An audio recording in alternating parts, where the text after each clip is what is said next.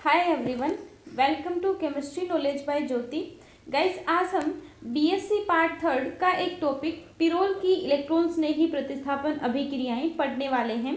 Guys, pyrrole के निर्माण की विधियां और पिरोल की संरचना और एरोमेटिकता के बारे में इससे पहले की क्लासेस में हम पढ़ चुके हैं। आज हम देखेंगे कि पिरोल के द्वारा इलेक्ट्रॉन स्नेही प्रतिस्थापन अभिक्रियाएं किस प्रकार से दी जाती हैं। तो गाइस, सबसे पहले देखना, पिरोल बेंजीन की तुलना में इलेक्ट्रॉन स्नेही के प्रति अधिक क्रियाशील होते हैं। सबसे पहले आप ध्यान देंगे, इलेक्ट्रॉन स्नेही का मतलब क्या होता है। इलेक्ट्रॉन स्नेही का मतलब ऐसा सेंटर होता है जहाँ पे कोई भी हमारे पास E+ होगा, वो E+ क्या करेगा, पिरोल में कोई भी एक कार्बन पे जाकर क्या करने वाला है, वहाँ पे जाके जुड़ेगा, वहाँ से H+ निकालकर उसकी जगह जब E+ ले लेता है तो उसे हम इलेक्ट्रॉन स्नेही प्रतिस्थापन अभिक्रिया कहते हैं। गाइस, इलेक्ट्रॉन स्नेही खुद क्या होता है, इलेक्ट्रॉन की कमी रखने वाला सेंटर होता है और वो जहाँ पे अटैक करता है वो ऐसा सेंटर होना चाहिए जहाँ पे इलेक्ट्रॉनों की अधिकता हो। तो यहाँ पे आपको बोला गया है कि पिरोल बेंजीन की तुलना में इलेक्ट्रॉन स्नेही के प्रति अधिक क्रियाशील होते हैं क्योंकि पिरोल में उपस्थित कार्बन परमाणुओं पर अधिक पाई इलेक्ट्रॉन घनत्व होता है। पाई इलेक्ट्रॉन घनत्व अधिक होगा मीन्स वहाँ पे इलेक्ट्रॉन स्नेही आक्रमण भी ज़्यादा कर सकता है। पिरोल में इलेक्ट्रॉन स्नेही प्रतिस्थापन अभिक्रियाएं स्थिति 2 या स्थिति 5 पर संपन्न होती हैं। यदि ये दोनों स्थिति पहले से भरी हुई हो तो विशेष परिस्थितियों में स्थिति 3 या 4 पर संपन्न होती हैं। गाइस, स्थिति 3, 4 या स्थिति 2 या 5 का क्या मतलब है, तो आप सीधा सा ध्यान रखेंगे कि जो भी हमारे पास पिरोल की संरचना बनती है, संरचना में देखना, यहाँ पे ये पिरोल की संरचना है तो यहाँ पे आप नाइट्रोजन की नंबरिंग जब करेंगे तो नाइट्रोजन को 1 देंगे, यहाँ पे 2, ये 3, ये 4 और ये 5। तो यहाँ पे आप देख सकते हो कि जब कोई और समूह नहीं जुड़ा है तो ये 2 वाली पोजीशन और 5 वाली पोजीशन सेम है। इसीलिए आपको बोला है कि या तो 2 वाली पोजीशन पे या फिर 5 वाली पोजीशन पे क्या होता है, इलेक्ट्रॉन स्नेही प्रतिस्थापन होता है। जिसका कारण क्या होता है, कारण आप देखेंगे, जिसका कारण अनुनादी संरचनाओं के माध्यम से निम्न प्रकार से समझा जा सकता है। पहले हम प्रतिस्थापन करवा के देखेंगे, फिर हम चेक करने वाले हैं कि किस प्रकार से अनुनादी संरचनाएं बनी हैं और कहाँ जो पॉजिटिव चार्ज बनेगा उसको स्थायित्व मिला है। तो सबसे पहले आप देखेंगे स्थिति 2 पर प्रतिस्थापन। तो स्थिति 2 पर जब हम ये अभिक्रिया करवाते हैं तो यहाँ पे नाइट्रोजन को 1 और ये 2 वाली पोजीशन हो गई है। तो यहाँ पे हमें क्या करवाना है, यहाँ पे इलेक्ट्रॉन स्नेही अभिकर्मक हमारे पास रहेगा, वो अटैक करने वाला है।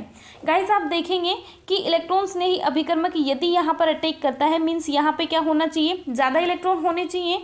तो यहाँ पे तो हमें क्या दिखना चाहिए, नेगेटिव दिखना चाहिए। तो ये बॉन्ड हम इस प्रकार से कुछ ब्रेक करें कि यहाँ पे नेगेटिव और इस कार्बन पे क्या है, पॉजिटिव आए, तो यहाँ पे E+ क्या हो सकता है, जुड़ सकता है। तो यहाँ पे हमने E को जोड़ा है और उसके साथ में यहाँ पे पहले से हाइड्रोजन प्रेजेंट था जो हमने दिखाया है और इस वाली पोजीशन पे क्या आ गया है, पॉजिटिव चार्ज आ गया है। गाइस, अब इस पॉजिटिव पे हमें कॉन्सेंट्रेट करना है। इसके अकॉर्डिंग ही हम देखेंगे कि यहाँ पे ये जो हमने E जोड़ा है ये सही था या फिर गलत है। तो यहाँ पे हम देखेंगे कि ये पॉजिटिव क्या करेगा, अनुनाद के द्वारा स्टेबल हो सकता है। अनुनाद कैसे दिखाएंगे हम, यहाँ पे ये वाला पाई बॉन्ड है, इसको हम ब्रेक करवाएंगे इस डायरेक्शन में कि इस कार्बन पे आए नेगेटिव और इस कार्बन पे क्या है, पॉजिटिव। तो ये नेगेटिव और पॉजिटिव क्या कर लेंगे, यहाँ पे एक नया पाई बॉन्ड बना लेंगे और इस वाले कार्बन पे क्या हो गया है, इस बार पॉजिटिव पहुंच गया है। अब हम नेक्स्ट स्ट्रक्चर कैसे देख सकते हैं कि यहाँ से इस नाइट्रोजन के पास क्या प्रेजेंट होता है, लोन पेयर प्रेजेंट होता है। ये लोन पेयर यहाँ से देगा, जैसे ही लोन पेयर देता है तो ये वाला पॉजिटिव हट जाता है, लेकिन नाइट्रोजन ने अपना लोन पेयर दिया है इसलिए इस बार नाइट्रोजन पे पॉजिटिव चार्ज आ जाता है।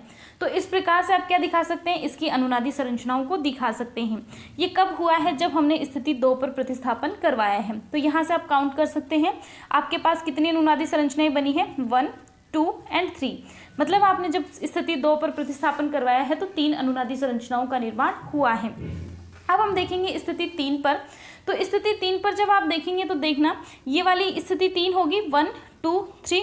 इस वाली पोजीशन पे हमें क्या करवाना है, इस बार इलेक्ट्रॉन स्नेही का आक्रमण करवाना है और इस बार जब आप बॉन्ड ब्रेक करेंगे तो ये बॉन्ड कुछ इस प्रकार से ब्रेक होगा कि इस वाले कार्बन पे जाएगा नेगेटिव और इस वाले कार्बन पे आएगा पॉजिटिव।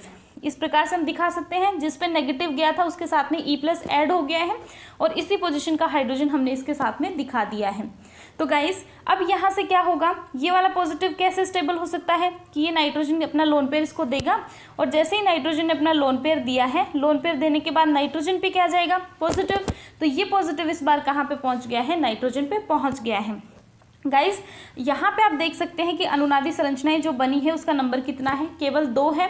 यहाँ पे जब आप नाइट्रोजन पे पॉजिटिव आया था वहीं अनुनादी संरचनाएं बनाना रुक गए थे, वैसा ही हमने यहाँ पे किया है। तो यहाँ अनुनादी संरचनाओं का नंबर 3 था और यहाँ अनुनादी संरचनाओं का नंबर 2 है। तो जब अनुनादी संरचनाएं ज़्यादा बनती हैं मीन्स पॉजिटिव ज़्यादा स्टेबल है, और पॉजिटिव जितना ज़्यादा स्टेबल होगा तो वहीं पर हम प्रतिस्थापन करवाएंगे। इसीलिए बोला जाता है कि स्थिति 2 पर इलेक्ट्रॉन स्नेही प्रतिस्थापन होता है। गाइस देखना यहाँ पे स्थिति 2 पर इलेक्ट्रॉन स्नेही प्रतिस्थापन से धनायन को 3 अनुनादी संरचनाओं द्वारा स्थायित्व मिलता है, जबकि स्थिति 3 पर केवल 2 अनुनादी संरचनाएं बनती हैं। इसी कारण इलेक्ट्रॉन स्नेही प्रतिस्थापन अभिक्रियाएं स्थिति 2 पर आसानी से हो जाती हैं। गाइस ये सिंपल बातें थी, मैंने आपको बताया कि स्थिति 2 और 3 पर हम कैसे कैसे पॉसिबल करवाते हैं, उसके लिए यहाँ पे फैक्ट्स दिए गए हैं। गाइस यदि आप सिंपल यहाँ पे देखेंगे कि मान लो हमने इस प्रकार से पोजीशन करवाई थी, तो यहाँ पे सबसे लास्ट में क्या होता है कि जो आपने जहाँ पे ई ऐड किया था वहीं से क्या निकल जाता है, H+ वापस निकल जाता है।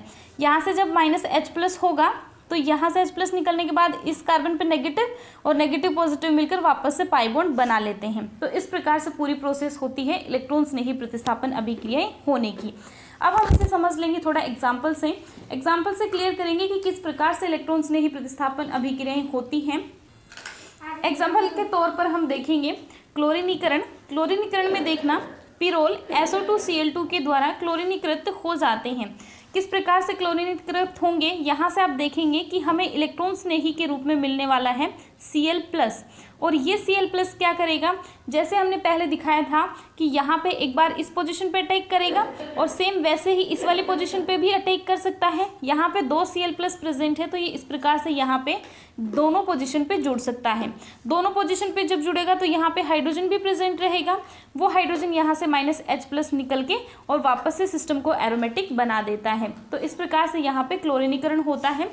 नेक्स्ट आप ध्यान रखेंगे सल्फोनीकरण कैसे होगा, पिरिडीन की उपस्थिति में सल्फर ट्राइऑक्साइड क्या होगा, SO3 से पिरोल 2 सल्फोनिक अम्ल बनता है। यहाँ पे आप देखेंगे पिरिडीन की प्रेजेंस में क्या होता है, SO3 जो है वो क्या बना लेता है, पिरोल 2 सल्फोनिक अम्ल बनाएगा। यहाँ से जो H+ था वही निकलकर किसके साथ में जुड़ जाता है, इस SO3 के साथ में जुड़ जाता है और यहाँ पे क्या बन जाता है, यहाँ पे सल्फोनिक अम्ल बन जाता है। गाइज इसकी मैकेनिज्म यदि आप थोड़ा सा देखना चाहें तो देखना ये कुछ इस प्रकार से रहता है, यहाँ पे कुछ इस प्रकार से संरचनाएं बनती हैं। तो यहाँ पे आप क्या बोलेंगे कि इस प्रकार से यदि आप बॉन्ड ब्रेक कर दें तो सल्फर पे क्या आ सकता है, पॉजिटिव, और पॉजिटिव आया तो इलेक्ट्रॉन स्नेही प्रतिस्थापन ये यहाँ से करवा देगा। यहाँ पे जो O- बचा हुआ था, यहाँ इस पोजीशन से जो H+ निकलता है वो इस O- के साथ में जुड़कर OH बना लेता है और यहाँ से इस प्रकार से SO3H जुड़ जाता है।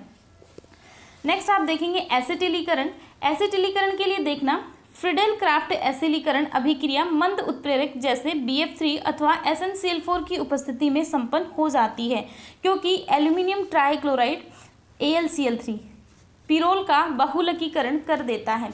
गाइस सिंपल जब हम फ्रीडेल क्राफ्ट एसिलीकरण की बात करते हैं तो वो AlCl3 की प्रेजेंस में ही करवाया जाता है, लेकिन जब हम पिरोल के साथ में बात करेंगे तो AlCl3 की प्रेजेंस में ना करवाकर BF3 या SnCl4 के साथ में करवाया जाता है, क्योंकि AlCl3 के द्वारा पिरोल का बहुलकीकरण कर दिया जाता है। तो गाइस यहाँ से देखना किस प्रकार से हम करवाएंगे। यहाँ पे 2 टाइप के रिएजेंट हम यूज़ कर सकते हैं। पहला CH3COCl अम्ल क्लोराइड जिसके साथ में SnCl4 हम रखेंगे, और दूसरा हम रख सकते हैं यहाँ पे एसिटिक एनहाइड्राइड। दोनों में से किसी की प्रेजेंस में हम रिएक्शन करवा सकते हैं। दोनों में सेम ही इलेक्ट्रॉन स्नेही अभिकर्मक रहेगा और वो क्या रहने वाला है, मान लो एक बार हम ऊपर वाले के अकॉर्डिंग देखें CH3 C++OCl ये वाली स्ट्रक्चर इसकी रहती है। तो यहाँ से होता क्या है कि ये वाला जो है ये वाला इलेक्ट्रॉन स्नेही सेंटर रहेगा, क्योंकि O पे क्या जा सकता है, नेगेटिव जा सकता है। पाई बॉन्ड है तो पाई बॉन्ड ब्रेक करके O पे नेगेटिव और कार्बन पे क्या आएगा, पॉजिटिव आएगा। तो ये वाला पाई बॉन्ड फिर इस पे अटैक कर लेगा, यहाँ पे ये इलेक्ट्रॉन स्नेही अभिकर्मक जुड़ जाएगा और जैसे ही इस O पे नेगेटिव गया ये वापस आएगा, वापस आया तो यहाँ से Cl- निकल जाता है।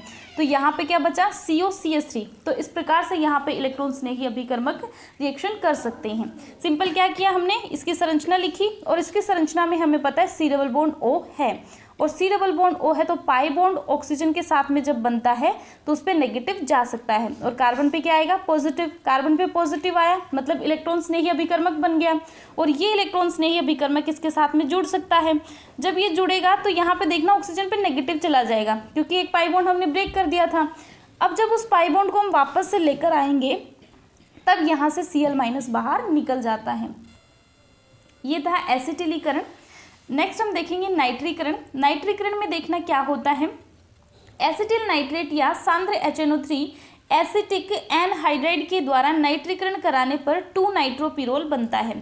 सीधी सी बात है कि जब यहाँ पे आप HNO3 लेंगे तो HNO3 में कैसे कैसे बन सकता है, एक तो OH- और दूसरा NO2+, इस प्रकार से आयंस बन सकते हैं। यहाँ पे हमें क्या करवाना है, इलेक्ट्रॉन्स ने ही प्रतिस्थापन करवाना है।